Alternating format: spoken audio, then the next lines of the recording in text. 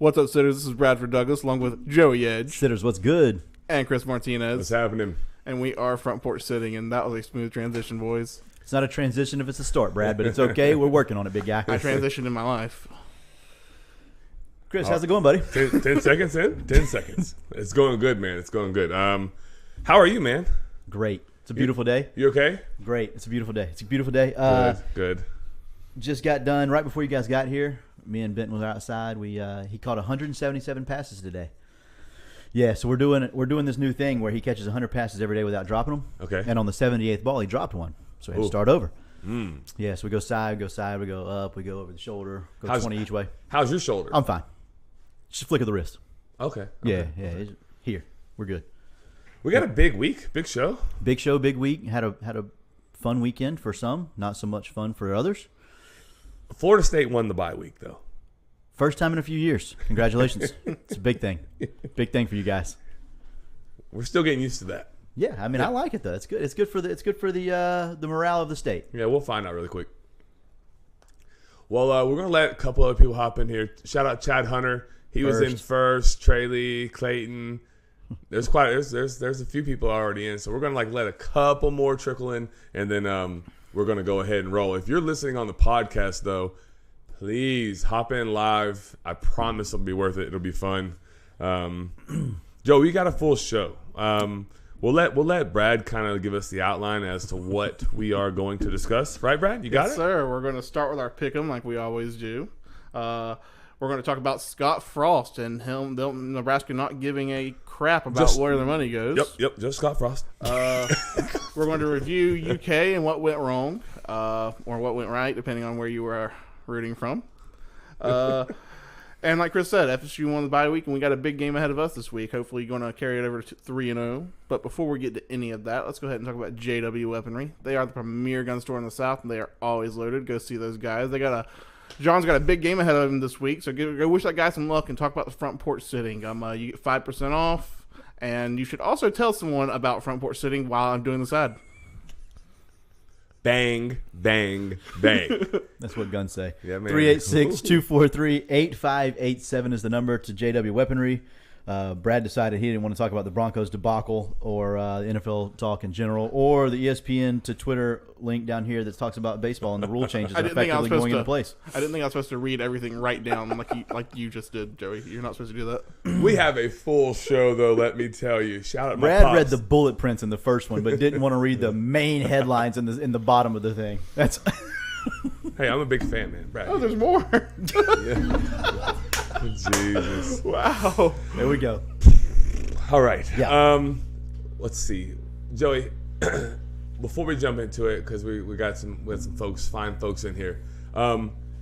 Is there anything outside of what was on the menu or like the schedule is what we're going to talk about, like that stood out to you? That's not on like the immediate like show notes. I'm not sure. Is there supposed to be? No, I was giving people some time to hop in. Okay. No, not really. There was some Texas A&M losing was big. Notre Dame losing was big. I thought some crazy upsets in college football, which I think is good for the landscape of college football. Yeah, we're going to talk about the Fun Belt.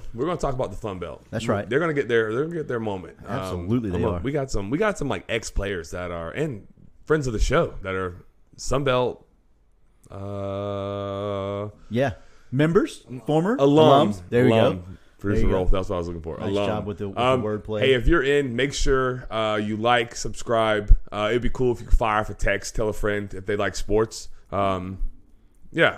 Click share right now. I think there's an option to share. I don't know that to be certain. Dope. We got a pretty full crowd. Let's go ahead and roll with it. Yep. Joey, we want to do we won't do the picks just yet. Producers just hopped out real quick to make sure the sound's still good. Hey, if you're in right now, does it sound good? Somebody say yes or no. Doesn't matter. Just give them a minute. If you're listening to the podcast, this is why you should be live. Hang in there with us. We'll get into it, I promise. Yeah. So let's go ahead and talk about Scott Frost before we do the picks, since producer Rolf stepped out for one moment to make sure our audio is good. So, Chris, Scott Frost. Yeah. Got fired this past week after they lose to Georgia Southern. Yeah, I understand the firing. Like, I think that was inevitable. Here's the part that's so bizarre to me. Yeah. So October, there's a clause in the contract All right, awesome. Thanks for the feedback. There's a clause in his contract that on October 1st, I believe, his buyout goes from $15 million to $7.5 million. Right. 50% off. In 3 weeks. In basically. 3 weeks. Yeah. It's just going to have to be a really, really awkward time in Lincoln, Nebraska. Because everybody knows, right? Yeah, and I don't care if he knows. I'm like, hey, buddy, you're here for 3 weeks, and then you got to go. Yeah. Yeah. I don't hey, when you got money, you got money. You can't hide it. I mean, no, yeah, you can't because that's unreal. Yeah. $7.5 million, take it. I don't care. Yeah, don't go, want it. Go. Like if I fire you, like here's where I'm at, and then we'll go into the picks. If I'm making the decision to fire somebody and just say, forget about $7.5 million and all the wonderful things I could do with it, then you don't get to go shake hands. Like, you're fired there on the sideline, and you got to go into the locker room right now. Actually, you know what? Don't go to the locker room. Go into general parking and call an Uber, and we'll box your stuff up. If I'm that mad to just burn $7.5 million, it's over. Right. Like, that's it. End the show. Done. Yeah. Yeah. I'm with that. It's crazy. It really, obviously, I'm joking, but like that. Kind of. Yeah, kind of. That's wild to me. $7.5 million. Lane Kiffin got left on the tarmac. Yeah. Jeez. So. Yeah, I don't know. That's bizarre times in Nebraska. I mean, it was like. Is that the right move for them, you think? I think it's what they had to do. It has to be, right? Yeah, I think it's not just that. It's like that's the final straw, of course. But like, they're so bad in one possession games. Well, that almost like goes directly to coaching. I mostly agree with that. Yes. Like if it's one possession game, somewhere you can, as a good coach, a great coach, can try to make up for like one possession. Absolutely. If we're outmatched, overmatched, or whatever, which they're not in every game. No. Georgia Southern, led by Clay Helton, is not overmatching them. Coaches can like try to maybe find like one possession. So at the end of the day, his head coach falls on his shoulders. I think that's what they had to do.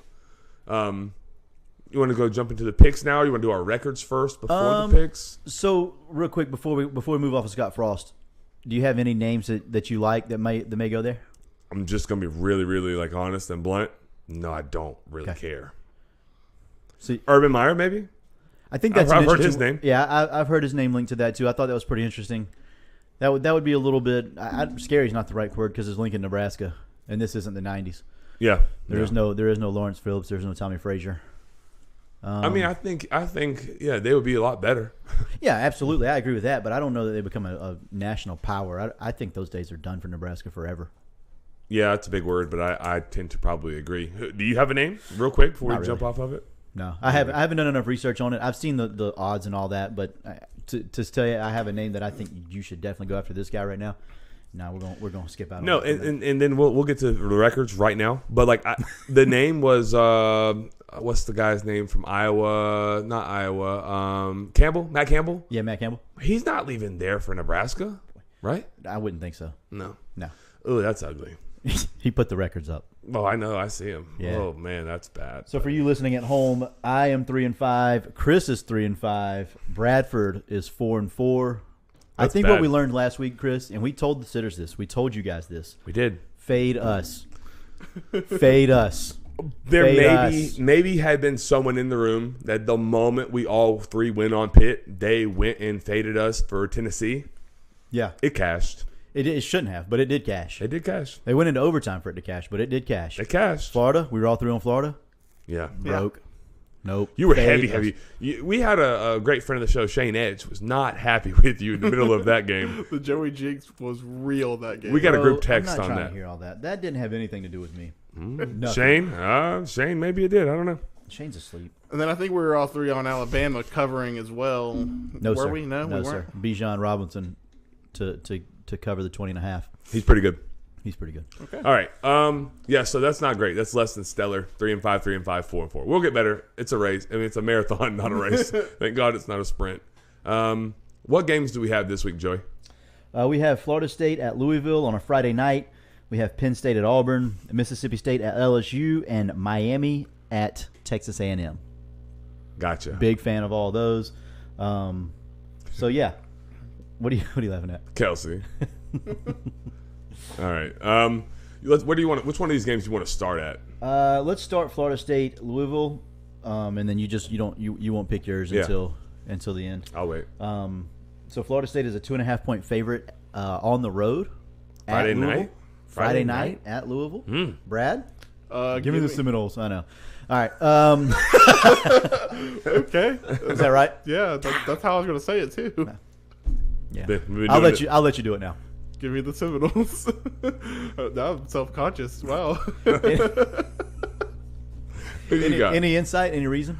They've played better. They look like a better team than they were last year, and it gives me hope because I was going to pick up my heart either way, but now I feel like my brain is also involved in that situation. Hard-hitting analysis. I agree. The side-by-side right now is not great because I feel like every time I take a sip of my water, Yeah. It's okay. You look good. Who you got here? golly, I don't know. You have to Louisville. know. Louisville. Yeah, give me Louisville. Okay. Producer Rolf says the I'm Noles. just trying to help you guys, really. That's all it is. Appreciate it. Yeah. I'll give my pick and my thoughts a little bit later on when we break that down. Kylie, the comments are awesome. I absolutely love it. Auburn and Penn State. -3. I'm going first here. It's at Auburn, correct? It is at Auburn. Does not matter. Penn State big. Penn State big. They roll. Yeah, it's a touchdown game. 7.5 maybe. Okay. I'd be comfortable with the line there. I'm also taking Penn State on that one. I think they cover. Where are you at? Yeah, I'm gonna take Auburn. I don't. Actually, Auburn? Yeah, I am. I'm gonna take Auburn. I think that I don't know why. I don't have a reason why. I'm sorry. Okay, yeah, 'cause that's it's weird. That's a weird take. Yeah, we needed like a segment, like fire up the fade or something. Like if we all three do that. I think that's the main reason. Like I didn't have a preference on that game. I feel like field goals were about right. I think both of those teams are pretty mid. Yeah. So I didn't have a real feel for that one, but I don't know. All right, the next one, Mississippi State at LSU. I haven't gone first yet. -2.5 is the spread on that. -2.5 for Mississippi State. They're short road favorites. Yep. Yeah, give me. What time is that game? Do we know? I don't know, but if you wait 3.5 seconds, we'll let Brad pick. Yeah, that'll work. We can get that time for you. Yes. I will take LSU to win the game. Cover and win outright. Yes. Do you? Yes, sir. Do you? 6 o'clock. Okay. What time? What time's kick? 6. Well, that's enough time. So that's probably 7 at LSU, though. Yeah, probably. 7. No, I think it's the other way. I think it's 5 at LSU, but it's okay. If it's 6 here, it's 5 there. What do you do? I'll go. God, this is gonna suck. LSU. Yeah. I think they'll be fired up. I think they got almost embarrassed on national television, not because of the situation, but because of the way it went down. I think. Yeah. So I think they come out. I think they come out fired up, ready to play. I do like Mississippi State a lot this year. I like Mike Leach. He does good things wherever he's at. So I do like them, but not this week. Fire it up, Rolf. Fired. I knew it was coming. Yeah. Golly. Going to Tigers. Go Tigers. Honestly, it's mainly because I need them to win.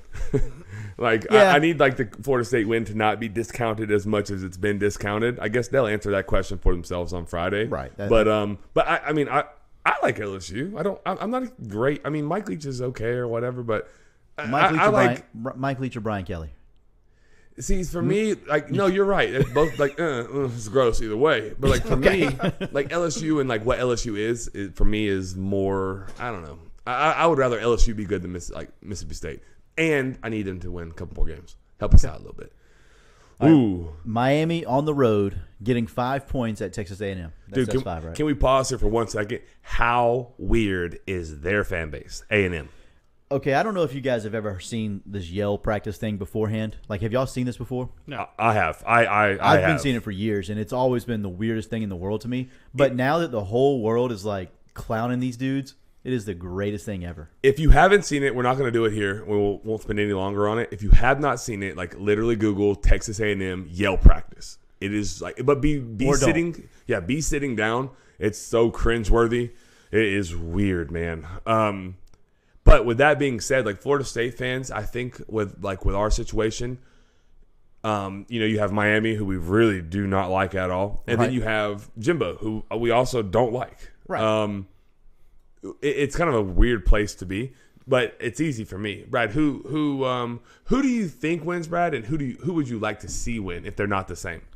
I would like to. I think Texas A&M wins. I think they cover, and I would like to see Texas A&M win because I really hate Miami. Yeah, Joey. I don't know.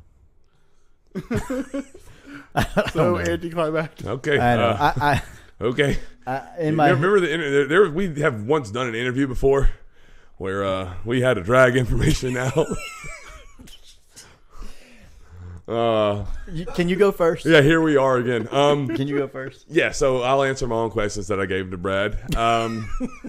Who I would like to see win is A&M for the same reason. I do not like Miami at all. Like, I don't like Jimbo either, but it's way worse. Like, Miami's way worse for me. I also think A&M, I think they win the game. I'm not sure they cover the spread because, like, 5 points is like a mountain for them. They ran 39 plays. Yeah. One play over 18 yards. Like, Yeah. they ran 39 plays in a college football game with 15-minute quarters. 39. And That's not great. They had one explosive play over 15 yards for 19 against Appalachian State. Yeah. So it's hard for me to think that they're going to be like a high-powered offense, but they're so talented. Like, I don't know. I think I'm going to go A&M, but I don't feel like I would not bet that at all. Like, I have no idea. Which one? Wouldn't it help FSU to be an undefeated Miami team? Yeah, but I hate Miami more, Hunter. Hunter said, wouldn't it help FSU to have Miami be undefeated? Yeah, no, but I just want that thing to crash and burn, buddy. I lose every game. Don't care. I 100% agree with that, and we don't even have a rivalry with Miami. Yeah, no, I don't. No. Nah, I'm good. No, I want the wheels to fall off that, and they might if they do that. Where you at? So you both took A&M. Yep. Yeah, give me A&M. I didn't want to. And I knew Chris would go there, Dadgummit. and I was hoping that he would go Miami, so I could go A&M and feel good about it. Nope. But nope. So that's not great for anybody. Nope. I'm with you. I think the talent level is just greater at Texas A&M. Miami, they don't have anything at the skill position. Or sorry, not at wide receiver. They have nothing at wide receiver. They're like Florida. Nobody separates in that offense at the wide receiver position. It's not great. And I just think A&M up front, the front seven is good enough to contain them. And then Van Dyke looked awful against Southern Miss. Listen, don't come at me with those stats crap. I understand what the stats were at the end of the game, but if we're being completely honest, I watched every second of that game. Whatever he was, 24 of 31, he should have been 31 of 31. Yeah. Like Southern Miss is bad. They're bad, and it took them until late in the second quarter to take the lead. I don't believe the Miami hype yet. I still think Cristobal is Cristobal. I got to go with A&M. Yeah. Oh, boy. That means you guys, if you have a couple dollars, go put it on Miami. Yeah, Miami it is. What were you going to say, Brad? I was just going to say fade us if you're smart. Yeah. Joey, do you want to take a break here and then come back with Florida? Yeah, we can. Yeah, let's do that. We'll be right back real quick.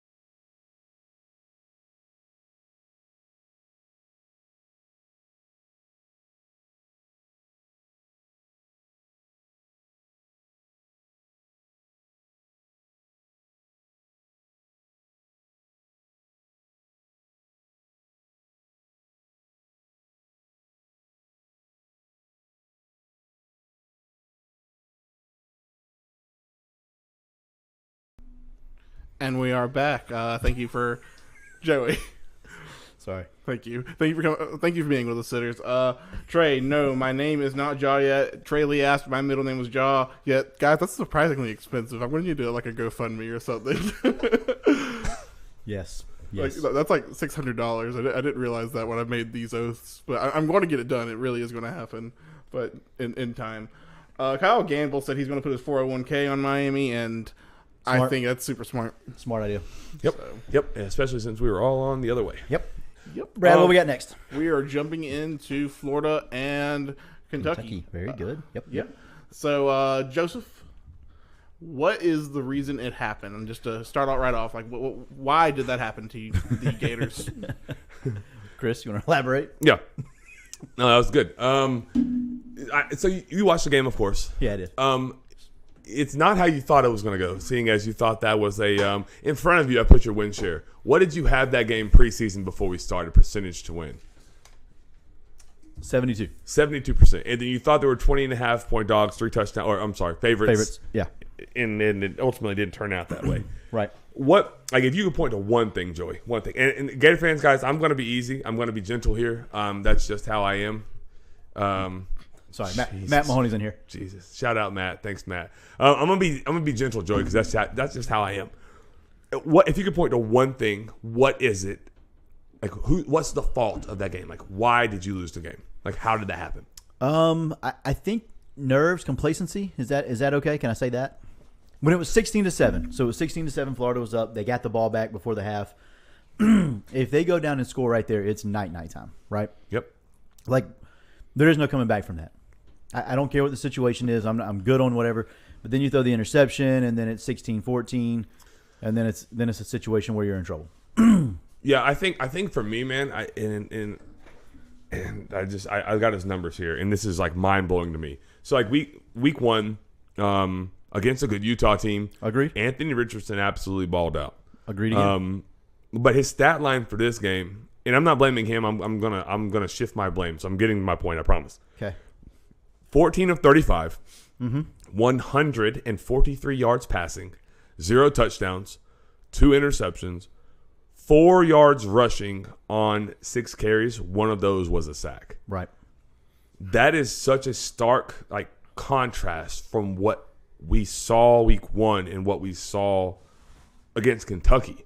I know it's SEC and the players for Kentucky are defensively are going to be more athletic and going to be better. But man, he did not seem like himself. Something was way off. Yeah, I'm not quite sure what it was. I know Kentucky had a spy on him all night long. The kid that just came back. Yeah, he better get used to that because that's how everyone is going to play. Everyone, I agree. Yeah.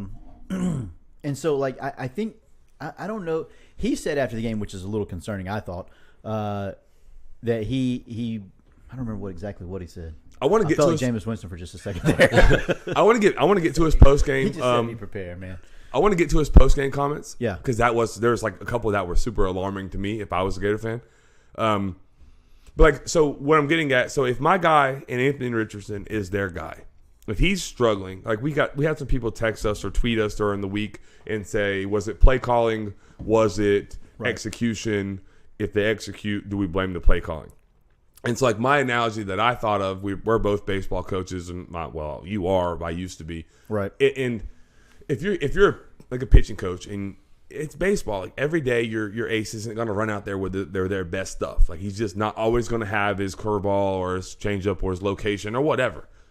As the pitching coach, you've got to find a way to cater the game plan. You can't fix it right then. Maybe you can some small, but most of the time, the guy just doesn't have his best stuff that day. We still got to go win. Right. We got to get out of innings. We got to get outs. You have to try and find what pitch is working best for him, and we're gonna just have to live with it. Right. Because you don't have your A stuff. You're yeah, right. and I think in the football analogy, the comparison is run the dang ball. Right. Let's lean on this great offensive line and this stable of running backs that we have, and the threat that 15 can run. Yeah. No, I agree with that, Chris. And I don't know. I'm a little confused why it didn't happen that way. I think, like I said earlier, I think panic set in. I think panic set in really early, really quickly. By the staff? Yeah. And AR. I think it was a combination. I think I think they sensed his panic, and that caused them to panic a little bit. That by them, I mean Billy Napier. He's the one that caused the plays. Though. He's the one that, and he took credit for that after the game. That is one thing I will say that I enjoyed about it was the accountability that he had after the game. Yep. And he said, if players don't execute, it's on coaches to teach them to execute. That's on me. Tonight is and I don't have any problem with that at all. Accountability. The world needs more accountability. So I am A-okay if your team loses and you go in there afterwards as the head coach and you say, my bad, we're going to figure this out. I will figure this out. I will do better. This one's on me. I'm good with that. Yeah, no, I mean I agree, and I like the accountability part, but I hate that there's L in the win and loss column. Right, and truthfully, if we're being completely honest, there were plays to be made Saturday against Kentucky. Yeah, plenty plays to be made. 15 missed them. A lot of them. He did. There was people open. There were. I very vividly, Frazier's running on the seam route, middle of the field, nobody near him. We throw the wheel to, I don't remember who it was right now, honestly. Yeah. But we throw the wheel to them, Henderson. We get 20, 25 out of it, which is great. But you literally have an open touchdown in the middle of the field that in theory is in your vision. I don't know. And then I don't know if somebody told him that he don't throw the ball hard enough. Oh my God. And so he decided to let everybody know that he could throw it as hard as anybody on the planet. He was throwing it. He almost killed Ricky Pearsall at one point. Yeah. The ball almost went through his chest. Thank God he missed him by a foot because it would have pierced him. I mean, seriously, if I'm I would be like, okay, listen, my guy doesn't have the stuff. We have to run the football. We have to run the football. That's crazy. They didn't cross midfield in the second half. Yikes. With the Heisman front runner after week 1. I don't know, man. I would be for me, if I'm a Gator fan, I would be alarmed at the post game presser. It really sounded like AR was shook. He said he lost confidence. Yeah, that can't happen. You're our guy. You're the guy. He said I missed a few throws early and I lost my confidence. You can't. And some I don't remember who it was in the comments right now just asked, does Mullen get a pass because of maybe he saw that? Yeah, Kyle Gamble, or was it Williams? It was Gamble. Gamble. It's 2 Kyles in here. Y'all don't do that to me. I'm not smart No, please do. Please stay. Well played. You're right. I don't know. Mullen doesn't like young kids. That I know. I'm positive of this. Yeah. I know somebody that was on staff his first time around when he was an OC. Yeah. And they said that then. He doesn't he likes his older guys. He likes veterans on the team. He likes them to play. Yeah. So I don't know if I'm giving him a pass because I don't know that he saw that or if he just loved that Emory stuck it out for as long as he did, and so he was going to ride him until he couldn't anymore. I also think if Mullen is full Mullen, then Richardson thrives. I truly believe that. So after small sample size, right? It's very small sample set. I did not think Coach Napier did a good job of putting Anthony Richardson in favorable situations for him to succeed. And I've been on record for forever. Dan Mullen was the best offensive coach at doing that. I absolutely agree with that. Sarkisian, Lane Kiffin, I don't care. There's not a better game day play caller when engaged than Dan Mullen. You're not going to get an argument. At least from the quarterback perspective. Right. He's going to put those guys in positions to make easy throws, boot game, easy. It's easy one read stuff. They're going to run the football. He didn't run it enough. I think that was his Achilles heel. But run the ball. Right. Brian Hill, he just said in there that Montreal was averaging 8 yards a carry. He's averaging 7.9 on the year. Until that number goes down, he's going to get the pill. Yeah, I mean Etienne's also averaging 7.5. So. He's good. He's way better than I thought he was. He's ditto. I did not think he was that good. He's good. So there it is. Okay, we have 2 backs that are really good. Our strength on the team is the offensive line. How about let's lean on him a little bit, especially when our guy he just doesn't have his best stuff. He's tonight. struggling.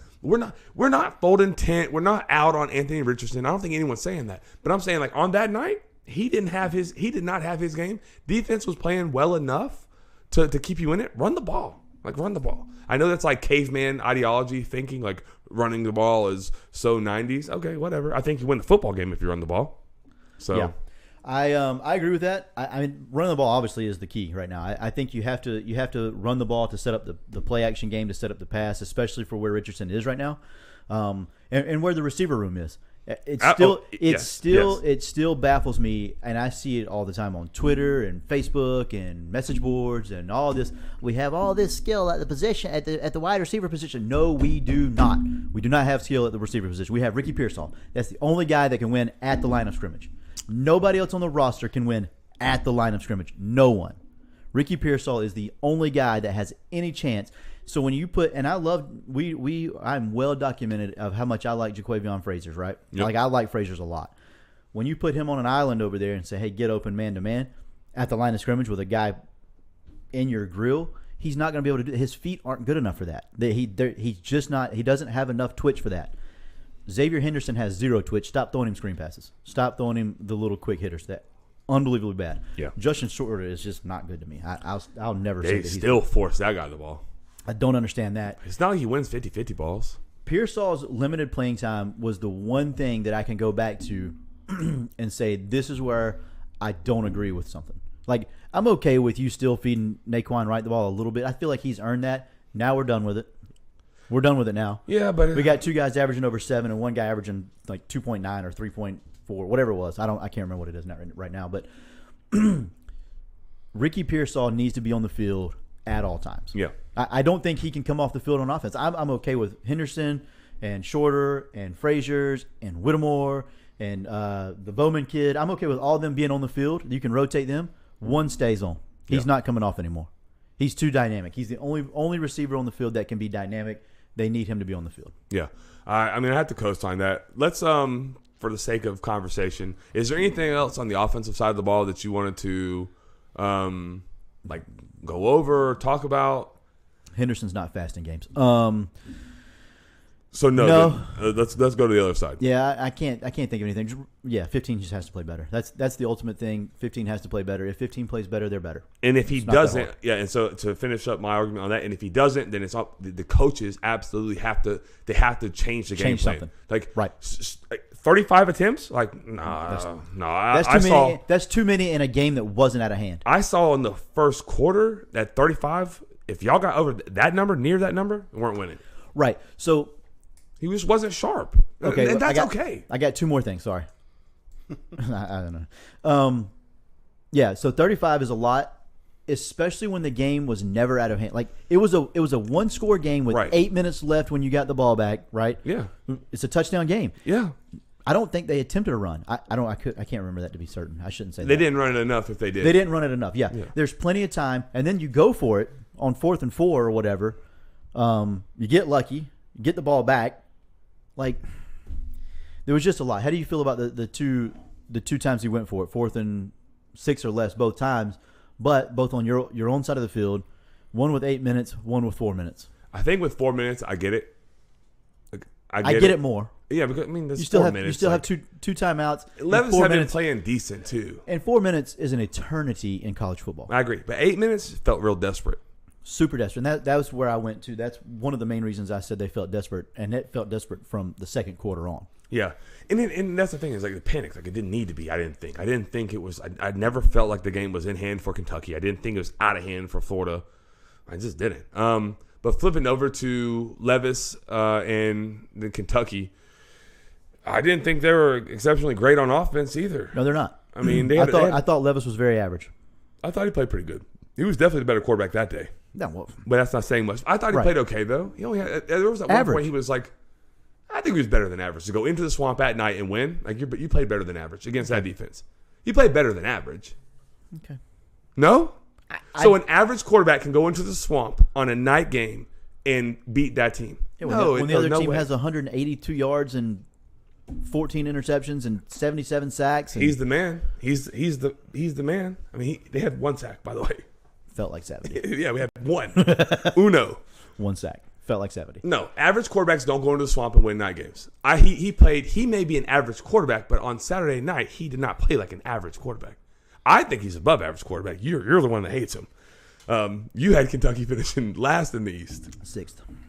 And I'm not 100% sure they don't finish 6th still. Okay, here we go. Here we go. Trash cans. Yeah, well, I mean, Okay. Bluegrass Did you State. see anything on defense that concerns you? Ventrell not being healthy? Yeah, he's not playing again versus USF. USF. It won't matter, but No, USF doesn't matter, but No, he needs to be back for Tennessee. yeah. Hopefully that's veteran rest day. We'll call it that. Okay, I see. That's what I'm hoping. I don't know. I don't. What about the defensive line? How did you think they played? 21's he kills me. Yeah, He kills me. I don't understand it. I don't understand the love for it. I really don't. I've tried to be open minded. I've tried to be. I've tried to enjoy it. They run the ball at him every time he's on the field. yeah. I thought Brenton Cox played good. I thought he played really good. That's Probably his 2 best games. game as a Gator. 2 games back to back now. Yeah. He's put two good performances on top of each other. Right. I don't think they have the depth at that position. Like I think nine's okay. Like he's more than okay. But like first team All American, I don't know that I see that. No, he hasn't played like first team All American yet. I know he has some potential. Don't get me like we've said that, but that gets you fired there. Yeah, Levis was 13 of 24, 202 yards. Yeah, that's rather average. Nothing special. But you know what he didn't do? He didn't lose on the game, I guess. So No, he didn't. good for him. No, he didn't. He finished cooler than that, but he started off a little warmer than that. He was like 6 of 6 to start. Anyways, yeah, no, nine still potentially is one of the better players in the country, but He's a game changer for it's sure. only potential because I've never actually seen him take over the game yet. Yeah, no, I mean he had an interception, which was kind of fluky, which was pretty good and athletic by him. No, but, he's like, super athletic. Yeah, yeah. I don't know. I wasn't. I'm not trying to be a jerk. I wasn't overwhelmed. I wasn't super impressed by. I wasn't super impressed by Florida on Saturday. Yeah, no. I agree with that. I thought the defense actually played quite well for the most part. Princely 33. I thought he played well. Justice Boone played pretty good. Yeah, he's big. He's That's big number and 12. athletic. That's 12. Hey, was that targeting? Tell the truth. Tell the truth. Truth serum, honesty hour. By the definition of targeting, is that targeting? I think it's borderline. I don't know. I can't say for sure yes or no. Okay, so He came in. He didn't go in like this. He went in with his head up. He definitely had face mask. The screws of Rydell hit Levis in the chin. After he went up, yes, maybe. Oh, no. Yeah, no, maybe. But okay. I mean, I'll give you that. He did not launch, He did not launch. but there was forcible contact to the head or neck area with the crown of the helmet. Here's the thing. It was called targeting on the field, right? Yeah. How do you overturn it? I just don't see how you overturn it. For the record, I hate targeting. I'm glad they overturned it. Right. But I thought for sure when it happened, first I was like, ooh, he may not come back. And then I was like, oh, that guy's gone. Like, Right. It was just, and it was a hit on the quarterback too. Not a running back, not a receiver. Like, they protect those guys. Okay, they called us garbage roughing the passer whenever they made a tackle on his legs, which was like, you called that, but that other one was, not only was it not targeting, you overturned it from targeting. Right.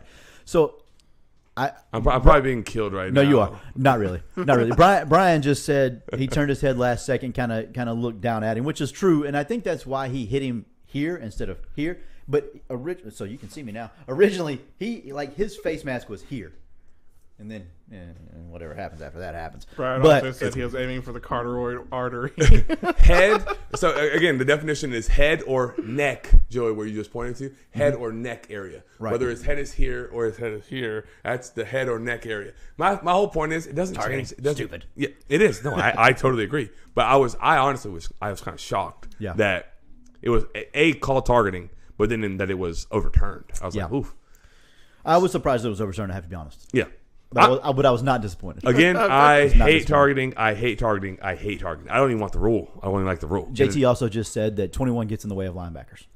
Yeah, he gets knocked off the football at 440 pounds.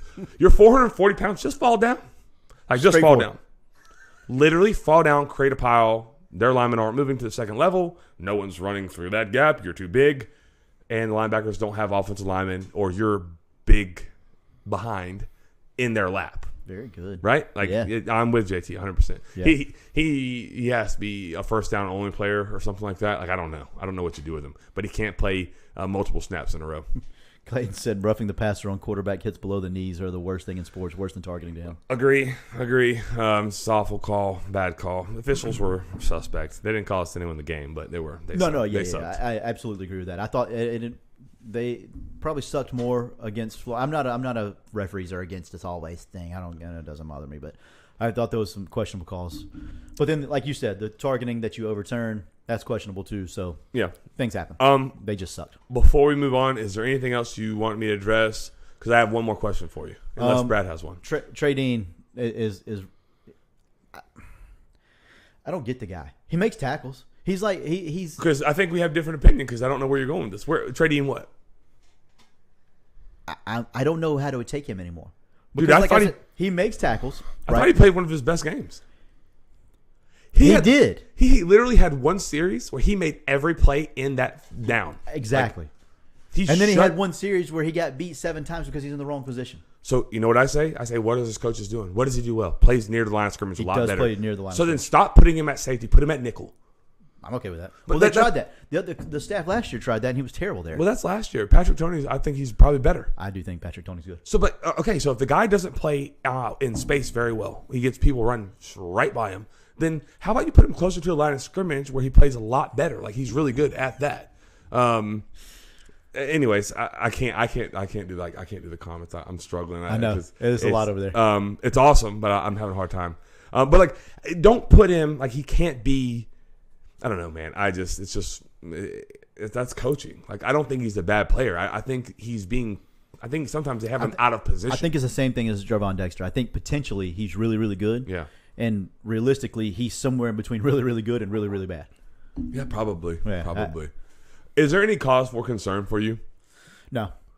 Does this change anything? Like after 2 games, you thought their record would be what? 1-1. You thought it would be different though. I thought you would flip them. I thought Utah would probably get the. You picked Florida to beat Utah though. Originally, yes. Right here, no. Apparently, I thought they were going to be 3-0 going into Knoxville. Yeah. I think 2-1, but I don't think it changes anything drastically. I don't think So here's the thing: when you have a new coach, one that's not overly proven. Not like I love Billy Napier. I think Billy Napier is really good. I think his plan that he has in place is going to they're going to excel in the future, right? I think he's going to have a learning curve himself. Like I don't think it's just going to be all sunshine and rainbows from game 1 to game 12. Like they had a great little perfect storm of things to happen, the excitement, an incredible game plan. Utah struggled to touch. Cam Rising didn't play. In fact, probably played his worst game I've seen him since the loss to like Oregon State last year. A perfect storm of great things, and then Bernie making the interception from the 5-yard line or whatever. So it ain't like they just went in and beat the brakes off of Utah. No, they didn't. Now I'm thinking about it. Utah fumbled at the 1 twice, or at the 1 once. Denver fumbled at the 1 twice. I'm not sure. I'm not 100% sure what Florida did against Utah. But, I think Utah did fumble at the 1 twice, just to clarify. I think so too. Okay, so like it ain't like they just beat the brakes off of Utah. They played a good game. Correct. And had some breaks go their way. Okay. Right? Yep. They played a really, really bad game against Kentucky. I think we can all agree that the way they played against Kentucky was abysmal, right? And it was a 1-possession game with 5 minutes left. They were up 16-7 with a chance to go score and take the lead, and then they got complacent. And then, of course, we know what happened after that. And so, like, my whole point is there's gonna be highs and there's gonna be lows. Right, like you're gonna get some of the peak, like this is great, and then you're gonna get some of the bad, right? Yeah. And Saturday was the bad. Our boy Mesnard hopped in. He said Kirby Smart lost 4 out of the last 5 games his first year, or 4 out of 5 games. Right, one almost to Vanderbilt. Yeah, I don't think I love Mr. Mesnard, but I don't. Napier's not Kirby Yet. Okay. I love it. You think that you're the thing they're the same guy, Joey? I think Kirby didn't win until Todd Monken came along. Ooh, that's some lofty expectations, baby. All right, I love it. I'm here for it. So, Joey, you had Florida winning 7.62 games. So 8 wins more likely than 7. Right. Is that the same for you still? Yeah, I think I had it at 7.75. I think 7 now is more likely than 8. Yeah, not by a large number, but yeah. Because I had a 65% chance to win that, so I missed that. That's almost a full game swing. So yeah, I think 7 is more likely than 8. Yeah, and I mean I can appreciate that, but like I said, I'm not. Your original question calls for concern.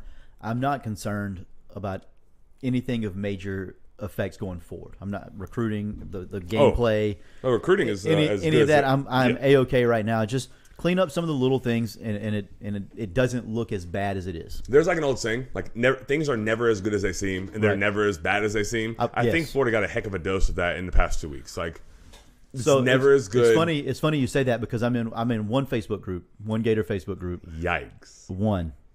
There's a lot of them out there. I'm in one, and it's pretty good. But that's exactly what I said. Like right after things are always they're never as good as they seem, and they're never as bad as they seem. Like you're always going to be somewhere in the middle, and that's where we are. I'm okay with everything right now. Yep, and I think now is Brad as good a time as any. Unless you have anything else, Joey. I am good. 46 minutes in. Yep. So it's time to talk about the country club, Joseph. No, we're good. We're going to skip that, Brad. We're going to go to a preview of Florida State and Louisville. Okay. So Florida State and Louisville. That's what do we know what time that kickoff is? Yeah, I believe 7:30 or 7. Oh, it's a Friday night game. That's right. Yeah, right. It's garbage. It's 7:30. Actually, yeah, I know. Come on, Florida State, Louisville. That's for the high school kids. That's Louisville. That's not Florida State's doing. Well, that's the high school kids' night. I don't like that. But big game either way. I'll be watching it because you'll be coaching away this week. Chris, 2 keys to the game. Keys to victory. Keys to victory. Yep, keys to victory. Brad, I'm going to throw it to you first. Give me your first key to victory. What is one thing that Florida State must do to win the football game? Well, it's not so much Florida State, but as one person in particular, Jordan Travis has to continue this level of play he's at. If he plays the way he's played the first 2 games, he will put them in a position to win. Agree with that. Jordan Travis is always the key to me for Florida State. Yeah, they come and go as he goes. As he goes, they go. Man, I don't know. I think a key to victory for me, they're going to have to be able to run the football. Like, they're going to have to be able to run the football. Right. So, much like, and I think they're going to lean into that a little bit.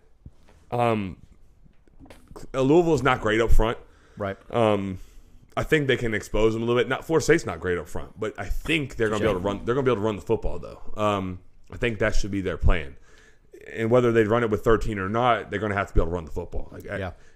The threat of Jordan Travis's legs, mixed with a pretty good scheme up front, which they understand, and pretty good backs as well. No game breakers. There's no Dalvin Cook back there, but they have like a pretty good 3.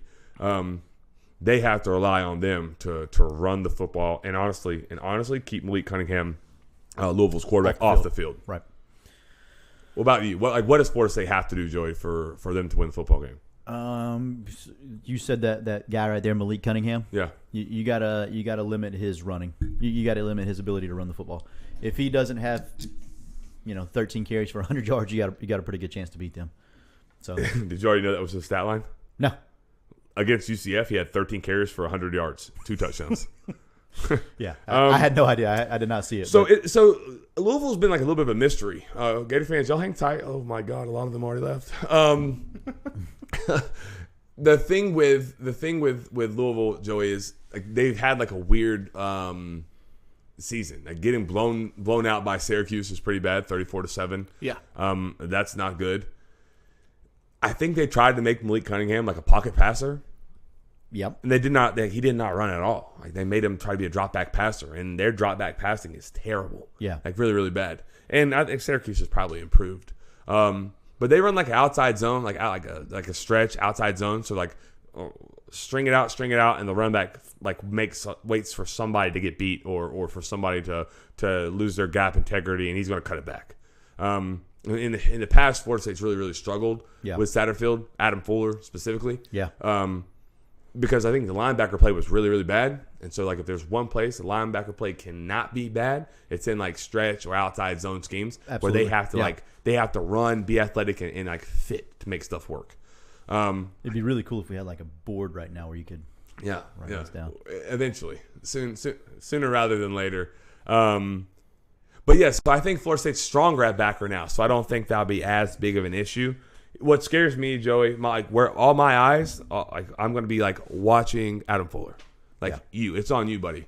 Like, you've been exposed time and time again by Scott Satterfield. Yeah. Whether your guys weren't prepared, or whether the scheme was bad, whether they didn't know what they were supposed to be doing, whatever the case may be, he absolutely has been abused by Scott Satterfield, who doesn't really abuse anyone.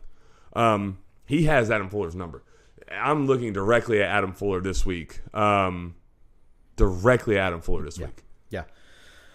I think if they're serviceable, if they're serviceable on defense, I think they win the football game. I think they're decent enough on offense, consistent enough on offense, provided Travis stays healthy and plays a full game. That's always assumed. As long as that happens, then I think defensively they should be able to hold up. Hopefully, but I will be watching Adam Fuller. He has to do his job this week. Brad, what's your second key to the game? Initially, I was going to talk about defense, but Chris being a defensive guy, I knew he'd handle that. So I'm going to say receivers not dropping so many balls. If they can if we can make them respect the deep ball, and if they hold on to very makeable catches, that'll put us in a really good position to win. That takes pressure off the offensive line. That takes pressure off everybody. It opens up the run game. I think that would help a lot because 2 touchdowns or passes were dropped in the LSU game. If both those were hauled in, it's never even close. Yep, I'm good. Chris, what about you? I know you had a second point, didn't you? You actually covered like 4 or 5 points earlier. Yeah, so if you don't have a second point, I'm good with that. I didn't really mean to. I think the key is going to be like what Louisville is going to do. Here's how I think they're going to, and then I'll talk about how I think Florida State should try and defend Malik Cunningham. So stay with me here because I'm gonna make 2 points.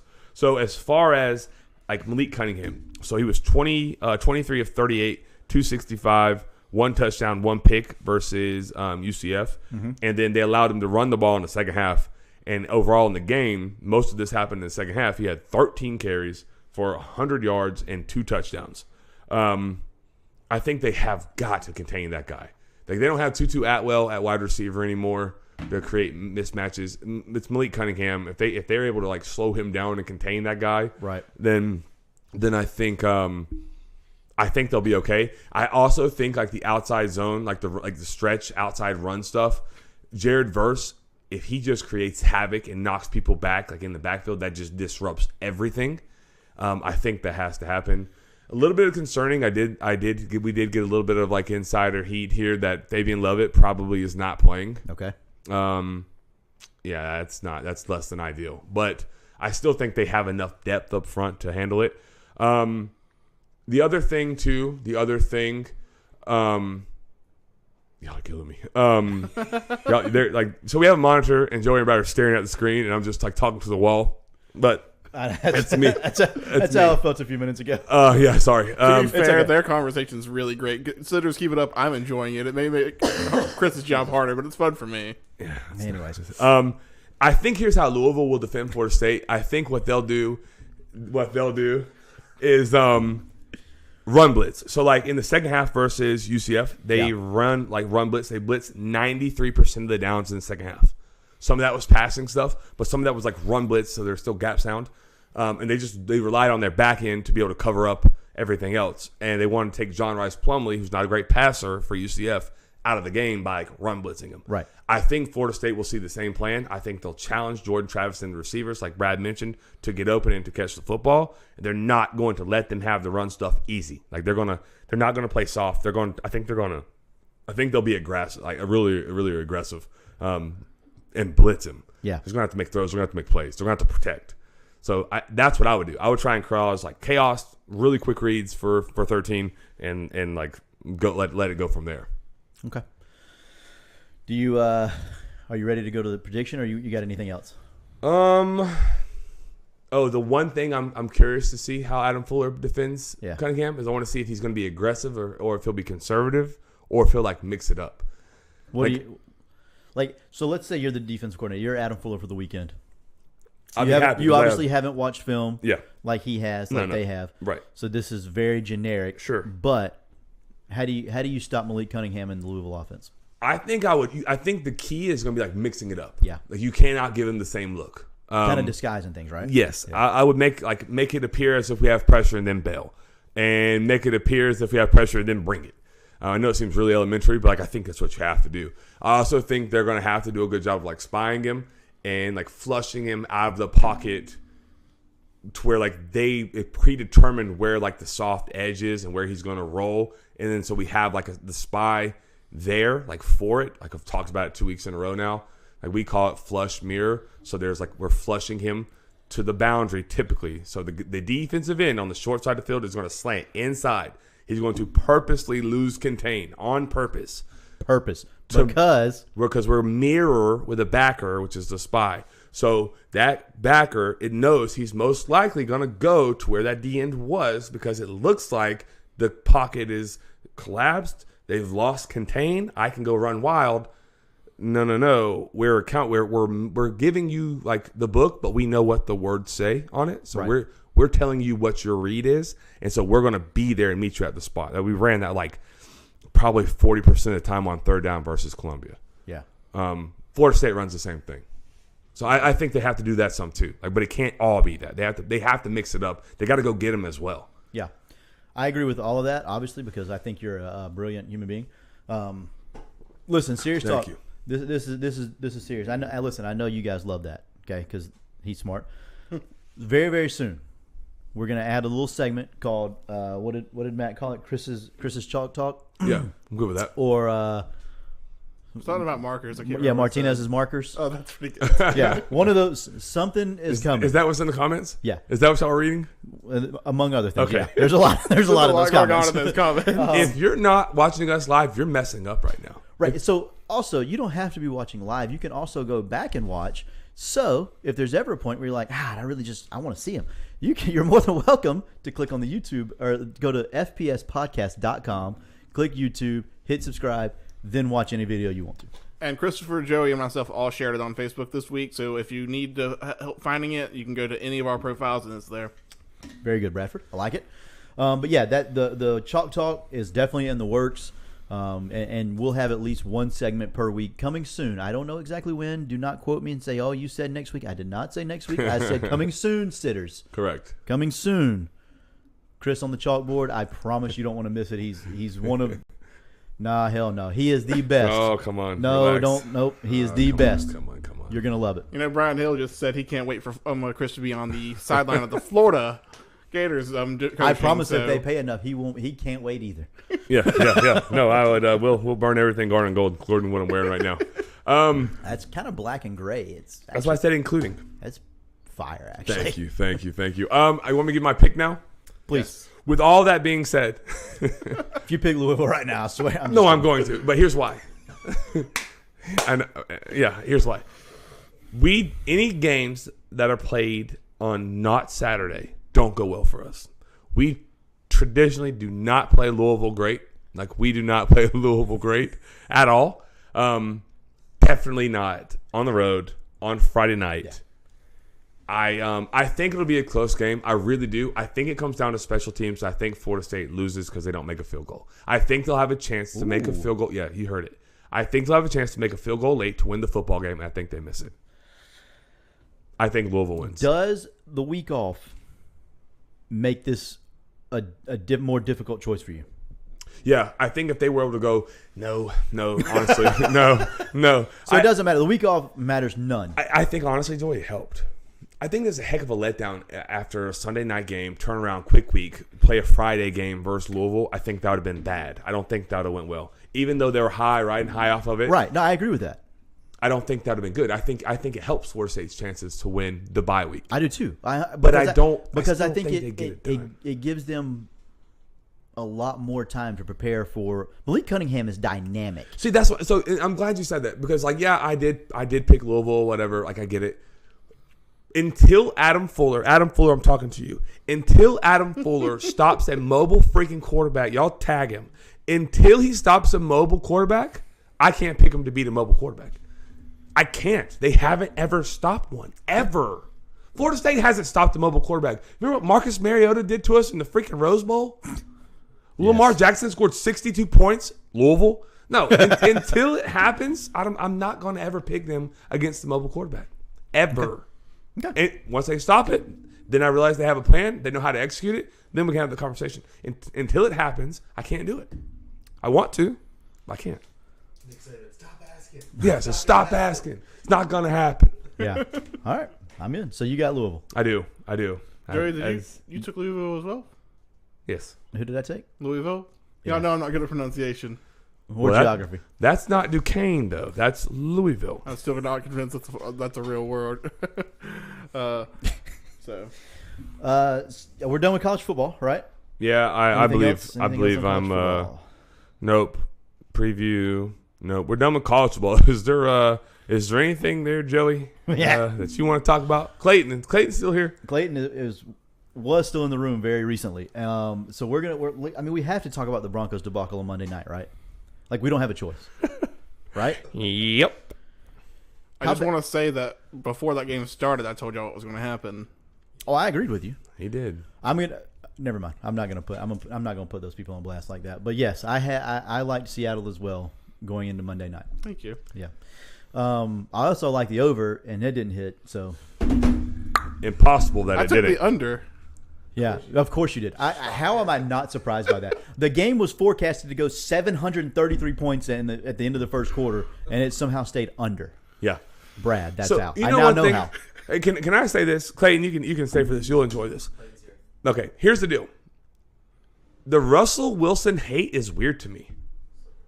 Like, remember I said he's not a top 5 quarterback? Yeah. I still stand on that. I don't think he's a top 5 quarterback. No, but I it's do top not. 8 or 9, right? Yeah, but like to say that the guy is terrible or is a method actor or all these other weird, like, okay, is he a little bit strange? Maybe a little bit. He's a little. No, he's a lot of bit Okay, yeah, whatever. Like, all right, yeah, maybe. But like, okay, the most recent hate he gets right now is because it's like TikTok, where it's like faith, family, football. Okay, that's the right order. Flying. I don't care about that. I am know. that football. But like, that's the right order. I don't think it's that he made the TikTok. I think it's that he What? Say it. looked like a goober. He is. That's the problem. Okay. Kyle said, Yeah. So I mean, fake corny. he is Hall of Fame corny. Kyle Gamble absolutely nailed it. Hall of Fame corny. Absolutely He's still agree. a top 8 quarterback in the league. I got like 7, the Russell, maybe even 6. But the yeah, Russell Wilson hate is like weird. as a bizarre. quarterback, I agree. I think it's weird. I don't know. Did you see his stats? His stats were stupid. Like, third most passing yards in the league this week. What about the dot he threw that got dropped? Yes, You're a pro. Catch the ball. he's a bad pro, but yes, he was a pro. He gets paid a lot of money. I don't know. The Russell Wilson hate as a quarterback is baffling to me. I think the Broncos are still fine. I don't think there's anything to worry about. However, Well, do you? However, yeah, I do. I'm not. You said they're 0-17. I was just kidding. Oh, okay. I thought you never know with you. You really never do. They're not 0-17. Joey's I hot think takes. they're fine. Yeah. I think they're fine. I still think Seattle has the worst roster and coaching staff in the NFL, though. So I don't think Seattle? Yeah, I don't think they're good. He wasn't the worst coach on the field that night. Seattle. Hell no, he wasn't. No. No, Nathaniel Hackett was the worst coach on the field that He night. was hacking it up. All I know. That guy was awful. How do you That might be the name of the show. hacking it up? Yeah. Yeah. I don't. When they got first and goal, or when they were on the goal line, or they were on the 1 yard line. At what point do you just tell Russell to pull and walk into the end zone? Because the edge crashed every play. Yeah. Hard. What is the problem with goal line? Like, why do people make this so difficult? I don't know. I don't know the answer to your question. This isn't hard. Football is not difficult It's made difficult. by coaches. Yeah. Humans, coaches, same thing. Dude, it's I not think hard. most of them are humans. Line up. If you don't want to be cute, quarterback sneak and go get half an inch. It's not that hard. It's not that Florida hard. State versus LSU. They're throwing a pitch out there. We're running freaking zone power read. We're running all this crazy bootleg, splitting the field in half. How about just go ahead? Like, go forward. Just go forward. Just go forward. Like, don't get in shotgun where you have to snap the ball 6 yards back to go now 6.5 yards. How about let's just get under center, old school, run the wang tee, and just run the ball? Like, what are we doing? Baffles me. It's crazy. Like, people getting cute on the goal line. Yeah, I don't understand it either. I Fumbling thought the ball into the end zone. The What second the hell's time, going on? the second time they had it on the one, I assumed it was going to be a very obvious, and then we just fall forward. Yeah, it's not hard. It's not hard. It's not But and then the weirdness of whatever he did in the last minute of the game, where he let the clock run, and then called a timeout with 20 seconds left, and then he attempted a 64-yard field goal. 4th and 5, and you have a 200. How much, Clayton? 234 like $1 million man at quarterback. Yeah, Super Bowl champion before. right. Weird. Speaking of that, were you shocked by Seattle booing Russell Wilson? Yeah, a little bit. That was weird. I thought it was weird. There's some angry people out there in Oregon, man. Yes. Maybe they're in that Seattle. Is it? Washington. Sorry. Oh man, I was like, what? Well, when you didn't correct me, I was like, oh shoot. When Brad was like, yeah, that's right, I was like, damn it. That's not right. That's how we know we're going. Seattle, Washington. They're angry up there, man. We need a map. We need a map in here. Oh, that'd be awesome. They're angry. They're depressed or something. Didn't have enough coffee. I don't know, man. It's like, why are you booing he's a Super Bowl quarterback. Like, yeah, they don't win those Super Bowls without him either. Absolutely not. Yeah. That's Kick would not have been good from anything other than Shut up, Brian. 64. 64 is the max. Yeah. I mean, you can't back that ball up another inch, and you don't try me with that right now, Clayton. That is absolutely asinine. Damn it, Hunter just drugged me. You ask Clayton if he would have preferred a tie, like the Colts got. Oregon Seahawks, baby. No, they'd be better. You ever played the Oregon Trail? The game's fun. That was fun. Anything else in the NFL, Chris, that you could think about? No, because I'm not saying another damn wrong team in state. Jacksonville, local team. Jaguars. How'd you like what they did? Florida. I thought they played better. I think they hit with Trayvon Walker. I think he's really good. I think so. Trevor Lawrence looked okay. He looked pretty good. Yeah, he looked better. Both backs looked really good. Yeah. Robinson looks really good. James Robinson. He looked fresh. He looked healthy. Yeah, he did. I think the receivers and ETN's stuff. electric. Yeah, he's like his brother. Yeah, those guys are good. Hey. I think the receiver and quarterback play will get better, more consistent as the year goes on. Yeah. Like the timing and stuff will be better. I think they'll only be better offensively, like as the year progresses. I absolutely agree with that. I think they're going to be okay going forward. I think they'll be okay. Are they 500? Probably not. Maybe like 2 games under, 3 games under. Yeah. Yeah, there's 7, 6, 7, 7 and 10 maybe. I could see 7 and 10. 6 and 11 maybe, but yeah, maybe. But yeah, that's an improvement, and they're better. They're going to be competitive more. I'm happy for Jacksonville because they have really, really good fans. Is there a really, really bad team in the league right now? Not off the top of my head. No, like even Seattle, who I said has the worst roster and the worst coaching staff. Like Washington, they're not awful. Seattle, Washington, yeah, yeah. No, they're not bad. They have Geno Smith at quarterback, and they just beat the freaking Broncos. So yeah, I tell you who did look good at running back. Fournette. He looked really, really good the other day. Yeah, Fournette looked good. I agree. Brady did not. But their receivers are like so good 4 years ago. Julio Jones. Looks as athletic as he's looked in 4 years. That was a joke. That was a joke. How big are their wide receivers? Huge. I hope Godwin's all right. It's just hamstring, right? Yeah, it's just hamstring. Just tweaked it a little bit, precautionary. Yeah, anytime after an ACL, you're going to have tight hamstrings. Yeah. So that's a pretty typical situation for him. Speaking of that, totally off topic. I need to talk to you about Carolina something is bad. That is about correct. Something else. Curtis Mesnard. Yeah, Carolina is bad. It's true. The Lions.